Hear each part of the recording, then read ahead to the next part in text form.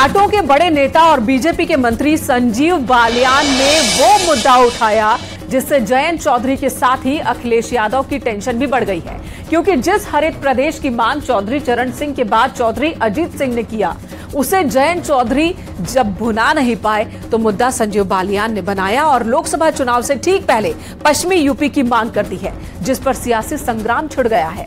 दरअसल संजीव बालियान ने कहा वेस्ट यूपी यानी कि पश्चिमी यूपी को अलग प्रदेश बनाया जाए, और इस पर कांग्रेस नेता ने कहा कि संजीव बालियान आखिर किससे ये मांग कर रहे हैं। संजीव बालियान ने कहा मेरठ वेस्ट यूपी की राजधानी बनेगी, तो विपक्षी नेता ने कहा बीजेपी की डबल इंजन की सरकार है और ऐसे में ये मुद्दा चुनावी है।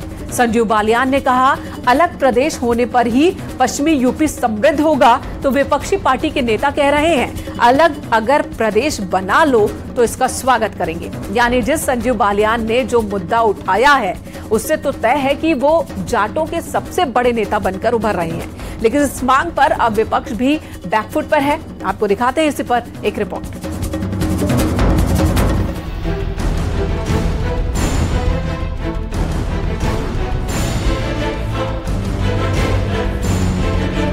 जिस मांग के इर्द गिर्द चौधरी चरण सिंह की सियासत रही, जिस मांग को चौधरी अजीत सिंह ने मुद्दा बनाया, अब वही मांग बीजेपी के मंत्री और पश्चिम उत्तर प्रदेश में जाटों के बड़े नेता संजीव बालियान ने उठाया है। संजीव बालियान ने जाटों के सम्मेलन में कहा कि वो पश्चिम प्रदेश यानी कि पश्चिमांचल की मांग का समर्थन करते हैं और यूपी का पश्चिमी क्षेत्र राज्य बनता है तो उसकी राजधानी मेरठ होगी। क्रांति धारा पर हूँ, 1857 की क्रांति का आगाज इसी शहर से हुआ और भाई पश्चिम उत्तर प्रदेश की राजधानी भी है मेरठ। मैं तो उम्मीद है कि एक दिन पश्चिम उत्तर प्रदेश अलग बनेगा और मेरठ उसकी राजधानी होगा। मैं तो सपने को बहुत दिन से देख रहा हूँ। इस बात को कहते हुए ज्यादातर लोग डरते हैं, चाहे वो किसी भी पार्टी का हो, पर मैं थोड़ा कम डरूं और कम डरूं और ज्यादा बोल दूं, इसीलिए राज्य मंत्री मेरी साथ के बहुत ऊपर जा लिए, बहुत बड़े बड़े पदों जा लिए, लेकिन मैं चाहूं मैं पूरी तरह से संतुष्ट हूं। माना जा रहा है कि लोकसभा चुनाव के पहले ये मुद्दा जोर पकड़ सकता है, क्योंकि पश्चिमी यूपी में कुल 26 जिले आते हैं। मेरठ, बुलंदशहर, गौतम बुद्ध नगर, गाजियाबाद, हापुड़, बागपत, सहारनपुर, मैनपुरी, मथुरा और अलीगढ़ शामिल है, जिसे एक साथ एक राज्य में समेटने की तैयारी है। यानी भले ही ये मांग बीजेपी के नेता ने उठाई हो, लेकिन खतरा समाजवादी पार्टी और आरएलडी के लिए है। बालियान जी, आप कह रहे हैं पश्चिमी राज्य उत्तर प्रदेश के 2 हिस्से करके बनने चाहिए, या आप कहें किससे रहे? सापा से, कांग्रेस से, आरएलडी से? अरे सत्ता में तो आप हैं केंद्रीय मंत्री, 9.5 साल में बनाया क्यों नहीं? अब यहाँ तो ये भी झगड़ा नहीं, डबल इंजन की सरकार है, उत्तर प्रदेश में भी आपकी सरकार है, आप प्रस्ताव मंगाइए, बनाइए, हम स्वागत करेंगे आप। यहाँ के सांसद उस क्षेत्र की जनता को खुश करने के लिए किसी भी तरीके के बयान देने के लिए तैयार हैं, वो डरे हुए। मैं ये कह रहा हूं कि एक एमपी ये मांग करता है, एमपी तो लोकसभा में भी ये डिमांड कर सकता है, मंत्री तो ये बात कैबिनेट में भी रख सकता है इस प्रस्ताव को। आप सार्वजनिक पटल पर इसको क्यों कहते हैं कि ये डिमांड करते हैं? मंत्री डिमांड नहीं करता, उसका तो अधिकार है कि वो कैबिनेट में इस बात को रखे और सांसद में इस बात को रखे। लोकसभा चुनाव के ठीक पहले पश्चिमी यूपी का मुद्दा उछालना कोई छोटी बात नहीं है। ये मुद्दा राष्ट्रीय लोकदल, समाजवादी पार्टी के साथ साथ बीएसपी की भी मुश्किलें बढ़ा सकती है, क्योंकि 2019 के चुनाव के आधार पर देखें तो वेस्ट यूपी की 7 लोकसभा की सीट सहारनपुर, बिजनौर, नगीना, अमरोहा, संभल, मुरादाबाद में बीजेपी हार गई थी। और अब संजीव बालियान का बयान पश्चिमांचल के बहाने जनता को इस मुद्दे पर साथ लाने की कोशिश है। राष्ट्रीय लोकदल पिछले 25 वर्षों से लगातार उत्तर प्रदेश के पुनर्गठन के लिए, हरित प्रदेश बनाने के लिए संघर्ष कर रहा है। राष्ट्रीय लोकदल के मुखिया रहे स्वर्गीय चौधरी अजीत सिंह जी उत्तर प्रदेश में कोने कोने तक, बुंदेलखंड, पूर्वांचल, पश्चिमी उत्तर प्रदेश, लगातार सब जगह उन्होंने रैलियां की। सब चूँकि मामला पश्चिमी यूपी से जुड़ा है, ऐसे में आरएलडी और जयंत चौधरी इस मुद्दे पर चुनाव के समय बीजेपी के खिलाफ नहीं जाना चाहेंगे। वहीं सपा और अखिलेश यादव जो राज्य के बंटवारे के खिलाफ रहे हैं, वो आरएलडी के साथ है। ऐसे में उनके सामने असमंजस की स्थिति पैदा हो सकती है। इसके साथ ही बीएसपी खुद इस मुद्दे का विरोध नहीं कर पाएगी, क्योंकि ये प्रस्ताव उसने ही 12 साल पहले पेश किया था। यानी पश्चिम प्रदेश की मांग बीजेपी के लिए 24 में संजीवनी साबित होने वाली है। Bureau report, news 18।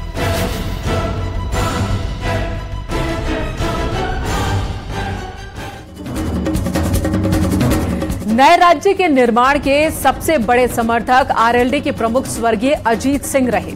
Ajit Singh कहते थे कि पश्चिमी यूपी राज्य की कुल आय का एक बड़ा हिस्सा, लगभग 72% योगदान देता है। बदले में पश्चिमी यूपी को जो मिलता है वो पर्याप्त नहीं है। राज्य के बजट का सिर्फ 18% पश्चिमी यूपी के विकास पर खर्च किया जाता है। वहीं साल 2000 में जब देश में 3 नए राज्य बनाए गए, तब भी हरित प्रदेश की मांग को नई गति मिली थी। लेकिन अजीत सिंह की इस मांग को मुद्दा बनाया संजीव बालियान ने, जो जयंत चौधरी के लिए बेहतर संदेश बिल्कुल भी नहीं है। मिशन 2024 की चुनावी तैयारी में जुटी बीजेपी अपने यूपी संगठन को मजबूत करने में जुट गई है और इसे और पुख्ता करने के लिए एक बार फिर से संगठन में बदलाव की तैयारी है। न्यूज़ 18 के पास एक्सक्लूसिव खबर यह है कि जल्द ही बीजेपी अपने युवा मोर्चा और ओबीसी मोर्चा के प्रदेश अध्यक्ष को बदलने वाली है। इसके अलावा बीजेपी मीडिया टीम के प्रवक्ताओं में भी फेरबदल करेगी। इस पर दिखाते हैं आपको ये रिपोर्ट।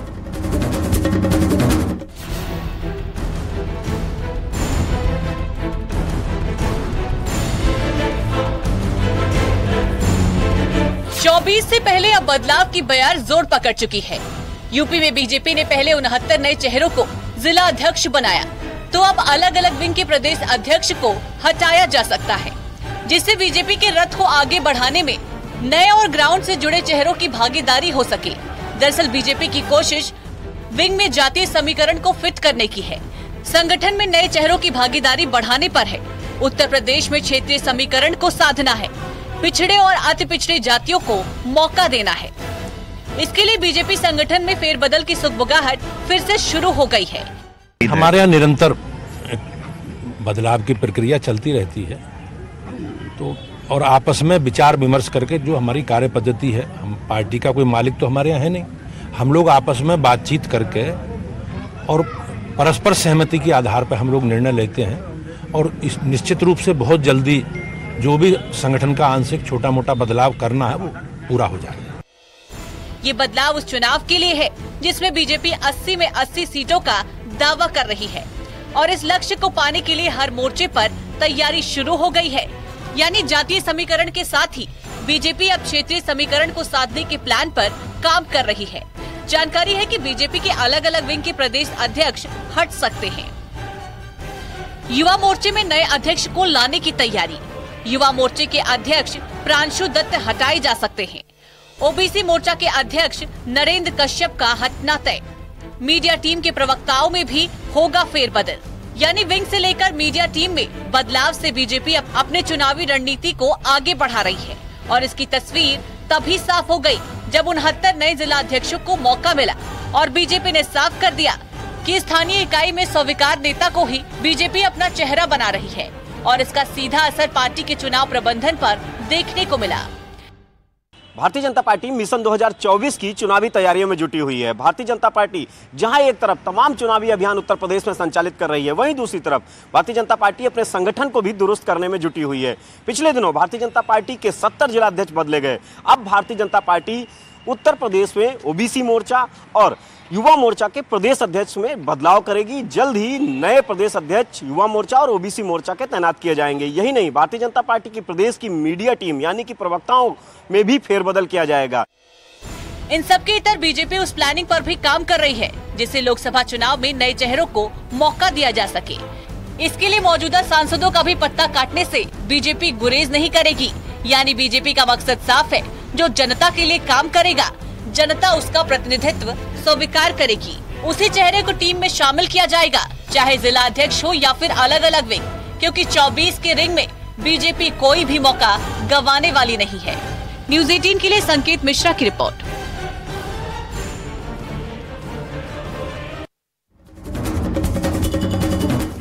बिहार में जाति आधारित गणना की रिपोर्ट जारी हो गई है। इस रिपोर्ट के मुताबिक बिहार में 82% हिंदू हैं, तो मुस्लिम और यादव मिलाकर ये आंकड़ा 32% के पार चला जाता है। यानी जिस वोट बैंक के सहारे बीजेपी और आरजेडी चुनाव लड़ती है, वो तस्वीर अब साफ हो चुकी है। और इसी तस्वीर को साफ करने के लिए उत्तर प्रदेश में भी सियासी संग्राम छिड़ा है। आपको एक रिपोर्ट दिखाते हैं। आखिर जाति गिनाए तभी वोट पाएंगे, देखिए ये रिपोर्ट।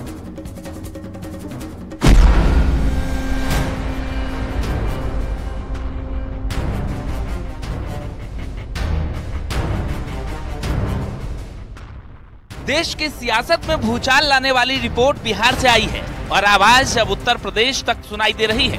नीतीश कुमार ने 24 के चुनाव से पहले जातीय सर्वे का दांव चला तो सियासी तनाव बढ़ गया, क्योंकि बिहार में अब कितने राजपूत, कितने ब्राह्मण, कितना अगड़ा, कितना पिछड़ा, ये क्लियर हो चुका है, जिसके दम पर अब इंडी गठबंधन बिहार में ताल ठोकने के लिए तैयार है।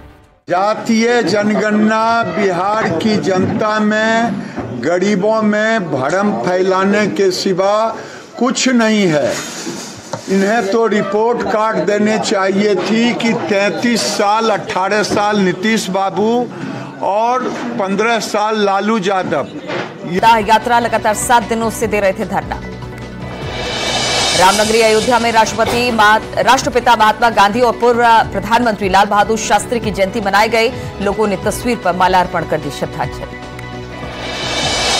मुजफ्फरनगर प्रिय नेता के रूप में आज नीतीश कुमार उभरे हैं, जिन्होंने कई सौ वर्षों की गुलामी को तोड़ करके जातिगत जनगणना जनता के सामने रखी है। और अब यही आवाज उत्तर प्रदेश से सुनाई देने लगी है और बिहार की तर्ज पर उत्तर प्रदेश में भी जातीय जनगणना की मांग जोड़ पकड़ चुकी है, जिसमें सबसे आगे अखिलेश यादव हैं, तो मायावती भी पीछे पीछे जाति गिनाने को तैयार हैं। ये समाजवादियों के आंदोलन की बहुत पुरानी कहावत है और जाति जनगणना अब तो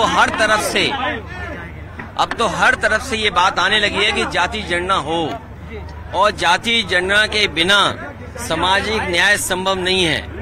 जो चिंता समाजवादियों की थी और जो आंदोलन लेकर के समाजवादी लोग चले थे, जो पीडीए के रूप में और स्ट्रेटेजी का पार्ट जो इंडिया का बन रहा है, मुझे उम्मीद है कि देश की जनता इस बार भारतीय जनता पार्टी को हटाएगी। दरअसल अगड़ा पिछड़ा को गिनाकर नीतीश कुमार ने संदेश तगड़ा दिया है, जो अब जातिवाद की सियासत करने वाले नेताओं को शूट कर रहा है। लेकिन जातीय जनगणना की मांग पर बीजेपी का स्टैंड अब भी क्लियर है। नहीं, ये लोग जातिवादी लोग हैं, परिवारवादी लोग हैं, और ये प्रदेश देश की जनता इनके स्वरूप को सब जानती है। अब समाज में विभाजन करना, जातीय टकराव, तनाव पैदा करना, हमारी सरकार की नीति में, हमारी सरकार की प्राथमिकता में गरीब है। और हमारी सरकार, चाहे योगी जी की सरकार हो, चाहे मोदी जी की सरकार हो, गरीब कल्याण के लिए, अंत्योदय के तहत अंतिम छोर पर बैठे व्यक्ति के लिए काम कर रही है। अगर बिहार में जातीय गुणा गणित को समझे तो इसके फायदे और नुकसान दोनों हैं। फायदा, अति पिछड़ों का राजनीतिक महत्व बढ़ेगा। नुकसान है, सवर्णों की हिस्सेदारी कम होगी। फायदा है कि सीटों के आरक्षण में अति पिछड़ों का प्रतिनिधित्व बढ़ेगा। नुकसान ये है कि समावेशी विकास बिगड़ने का डर है। फायदा, जाति के आधार पर नौकरियों में आरक्षण का लाभ होगा। नुकसान ये है कि सामाजिक ताना बाना बिगड़ सकता है। लेकिन टारगेट वोट बैंक की बात करें तो बीजेपी के पास बिहार में 82% हिंदू वोट बैंक है, तो आरजेडी के पास टारगेट वोट बैंक मुस्लिम और यादव मिलाकर सिर्फ 32% है। और इसी पैटर्न को समझने के लिए उत्तर प्रदेश में भी समाजवादी पार्टी जातीय जनगणना की मांग कर रही है। भारतीय जनता पार्टी की सरकार वो आरक्षण विरोधी है, वो पिछड़े दलितों को उनका हक नहीं देना चाहती है। जितनी भी नौकरियां आ रही हैं उनमें पिछड़ों के साथ अन्याय हो रहा है, दलितों के साथ अन्याय हो रहा है। बिहार सरकार ने आज जाति जनगणना के आंकड़े जारी कर दिए हैं। समाजवादी पार्टी बिहार सरकार को बधाई देती है। दरअसल बीजेपी हिंदुओं को एकजुट करने की कोशिश कर रही है, लेकिन अखिलेश और मायावती जाति के नाम पर राजनीति को हवा देने में लगे हैं। तो फिर इसके पीछे का मकसद भी साफ है, जातीय जनगणना से हिंदू वोट में फूट, जिसकी तस्वीर बिहार से आई तो शोर यूपी तक सुनाई देने लगी है। Bureau report, news 18। और बिहार में जातीय जनगणना की पहली रिपोर्ट सामने आने के बाद समाजवादी पार्टी के सांसद शफीकुर रहमान बर्क ने सवाल खड़े किए। उन्होंने कहा कि इस वक्त में जनगणना की जरूरत ही क्या थी, ये सिर्फ 24 के चुनाव के लिहाज से सियासी स्टंट है। तो इसकी इस वक्त इस जनगणना से इलेक्शन होगा क्या? इससे कैसे ये इस वक्त क्या जरूरत पड़ी है आंकड़ों की? तो ये तो इलेक्शन दिखाई दे रहा है हमको सन 24 का, उस इलेक्शन की वजह से सारी ये धंधे कर रहे हैं। तो इसकी इस वक्त इस जनगणना से इलेक्शन होगा क्या? इससे कैसे ये इस वक्त क्या जरूरत पड़ी है आंकड़ों की? तो ये तो इलेक्शन दिखाई दे रहा है हमको सन 24 का। यूं तो लोकसभा चुनाव अगले साल होने हैं, लेकिन लोकसभा चुनाव की तैयारी में समाजवादी पार्टी ने संकेत दिए हैं कि पार्टी कुछ प्रमुख सीटों पर अपने उम्मीदवार नवरात्र में घोषित कर सकती है। माना जा रहा है कि पार्टी पहले चरण में उन सीटों पर उम्मीदवार साफ कर सकती है जहां सैफई परिवार के चेहरों की दावेदारी के आसार हैं। यानी सैफई परिवार की संभावित लिस्ट पर नजर डालें तो डिंपल यादव मैनपुरी से उम्मीदवार हो सकती हैं। वहीं अखिलेश यादव खुद कन्नौज से ही चुनाव मैदान में उतर सकते हैं। साथ ही अखिलेश के चचेरे भाई और सपा महासचिव राम गोपाल यादव के बेटे अक्षय यादव की भी फिरोजाबाद से उम्मीदवारी पक्की मानी जा रही है। वहीं धर्मेंद्र यादव को फिर से उनकी पुरानी सीट बदायूं से चुनाव लड़ाया जा सकता है। अब आपको इसी पर एक रिपोर्ट दिखाते हैं।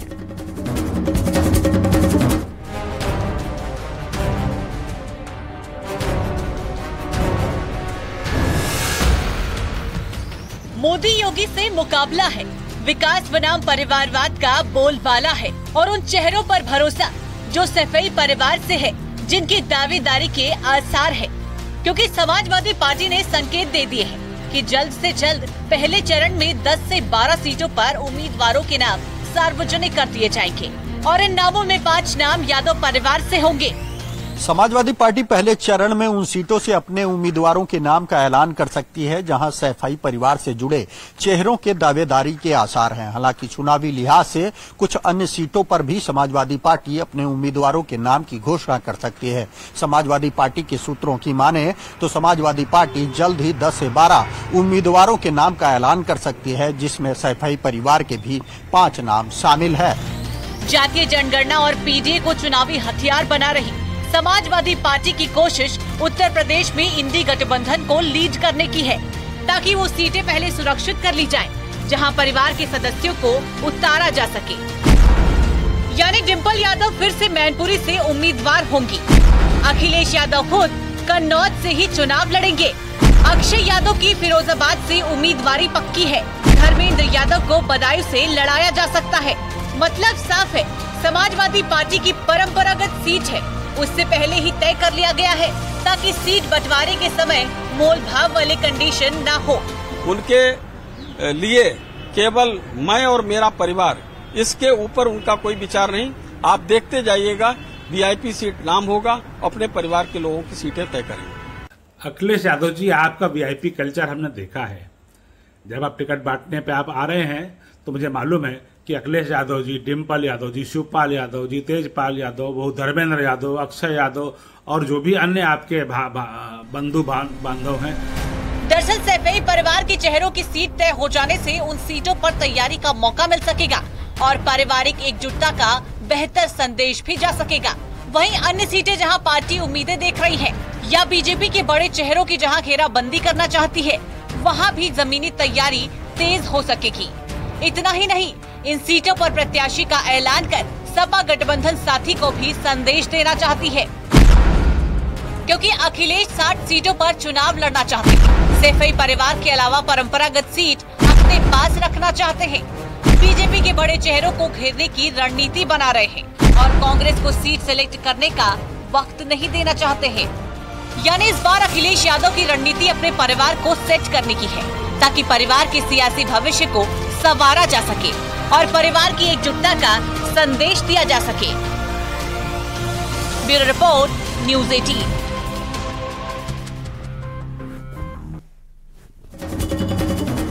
इधर सीएम योगी ने एक बार फिर सनातन विरोधियों पर करारा हमला किया। एक कार्यक्रम में मुख्यमंत्री ने सनातन की परिभाषा बताते हुए कहा कि सुरक्षित, सभी को सुरक्षा की गारंटी सनातन धर्म ही देता है। सनातन धर्म में जन्म लेना गर्व की बात है। साथ ही सीएम ने यह भी कहा कि दुनिया में कल्याण की भावना रखने वाला एकमात्र धर्म सनातन ही है। उन्होंने यह भी कहा कि अगर सनातन पर संकट आया तो विश्व और मानवता पर संकट होगा। सनातन धर्म ये मानव धर्म है, मानवता की सुरक्षा की गारंटी देता है, विश्व के कल्याण की बात करता है। अगर सनातन धर्म पर संकट आएगा तो संकट भारत पर नहीं, विश्व मानवता पर आएगा। और इसीलिए सनातन धर्म सदैव उन मूल्यों की रक्षा करने की हमें प्रेरणा देता है जो व्यक्ति हो, समाज हो या एक व्यवस्था, इन सब के संरक्षण की, इन सबको सुरक्षित रखने की गारंटी अगर कोई देता है तो हमारा सनातन धर्म देता है। सनातन धर्म ही श्रीमद् भागवत महापुराण की कथा के माध्यम से, जो पहले दिन भी मैंने इस बात को कहा था, दुनिया के अंदर जितने पंथ, मत, संप्रदाय निकले हैं, सबकी कल्पना अंतिम क्या होती है? हमें स्वर्ग प्राप्त होगा। लेकिन हमारा सनातन धर्म क्या कहता है? क्षीणे पुण्य मृत लोका वसंती। जैसे पुण्य क्षीण होंगे, समाप्त होंगे, फिर से आना पड़ेगा। तो चुनावी मौसम में हाल फिलहाल सनातन को लेकर कई विवाद उठे, कई बार सनातन पर हमला हुआ। सीएम योगी आदित्यनाथ हर मंच से यही कहते हैं कि सनातन धर्म मानवता की रक्षा वाला धर्म है, ये वसुधैव कुटुंबकम का संदेश देने वाला धर्म है और सनातन मानवता के कल्याण के लिए जरूरी है। चुनावी फायदे के लिए कुछ लोग जरूर इसे निशाना बना रहे हैं, लेकिन इससे उनका नुकसान ही होगा, फायदा नहीं होगा। और यही बात मुख्यमंत्री ने एक बार फिर गोरखपुर से कही, जहां पर उन्होंने कहा कि सनातन धर्म मानवता और विश्व के कल्याण का धर्म है। रुकेंगे एक छोटे से ब्रेक के लिए। खबरों का सिलसिला न्यूज़ 18 पर जारी है।